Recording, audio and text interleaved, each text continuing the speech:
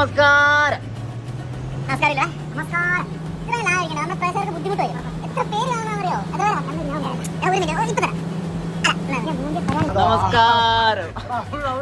സാരമില്ല, പറ എന്റെ കൂട്ട്.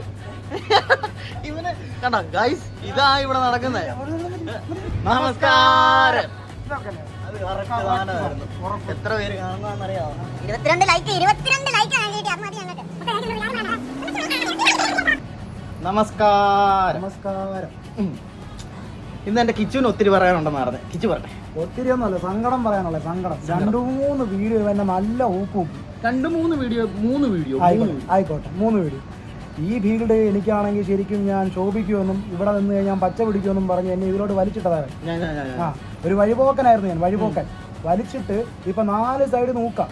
4 വരാത്ത അറിയാത്തവന്മാരെ കുറച്ച് ഊക്കായത്. ഏത് വഴിക്കേത് വരുന്നതെന്ന് അറിയുന്നില്ല. പക്ഷെ എനിക്ക് സങ്കടമൊന്നുമല്ല. ആ പുള്ളിക്ക് ഇതെങ്ങനെ ഉണ്ടായെന്നുള്ളതാണ്. ആ പുള്ളി നല്ലൊരു മനുഷ്യനായിരുന്നു. നാട്ടിൽ അത്യാവശ്യം നല്ല ചീത്തപ്പേരൊന്നും ഇല്ലാത്തൊരു മാന്യമായ മനുഷ്യൻ. പുള്ളിക്കാരൻ ഇതെങ്ങനെ ഉണ്ടായെന്നുള്ളത് ആവിയന്ത്രത്തിലുള്ള ആവിയേറ്റി ഉണ്ടാക്കിയതാണ്. അറിയാൻ മേലാത്തോണ്ട് ചോദിക്കുക. എടാ മോനെ, അതൊക്കെ ഒരു പ്രത്യേക സാഹചര്യത്തിൽ എൻ്റെ അപ്പൻ പ്രത്യേക കഴിവിന്റെ പുറത്ത് സൃഷ്ടിച്ച ഒരു വ്യക്തിയാണ് ഞാൻ. ആ സൃഷ്ടി ഒരു വലിയ അബദ്ധമായി പോയി ഇപ്പം മനസ്സിലായി തുടങ്ങി. തലവേദനയായിരുന്നു. നിങ്ങൾക്കൊരു കാര്യം അറിയോ? റീച്ച് കിട്ടാൻ എന്നാ ചെയ്യണമെന്ന് ഞാൻ എൻ്റെ കൂട്ടുകാരനോട് ചോദിച്ചപ്പോൾ അവൻ പറഞ്ഞു ഇവിടെ ദേര എന്ന് പറയുന്നൊരു സ്ഥലമുണ്ട്.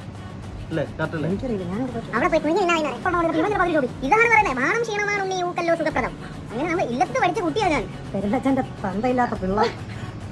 ഞാൻ അങ്ങനെ ഒരു വ്യക്തിയാ. അതെ, ഇവൻ എന്ത് അഡ്ജസ്റ്റ്മെന്റും തയ്യാറാണ്.